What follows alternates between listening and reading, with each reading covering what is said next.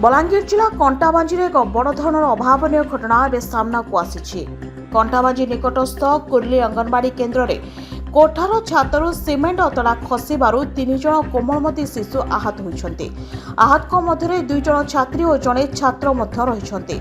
घटना समय पिलामाने केन्द्र भितर पाठ पढ़ुवा बेले हठात छातरू सीमेंट अतड़ा से खसी पड़ा। यापर स्थानीय लोके और सेंटर कर्मचारी सहायतार आहत शिशु मान तुरंत उद्धार कर चिकित्सा कंटाबांजी डाक्तखाना भर्ती कर।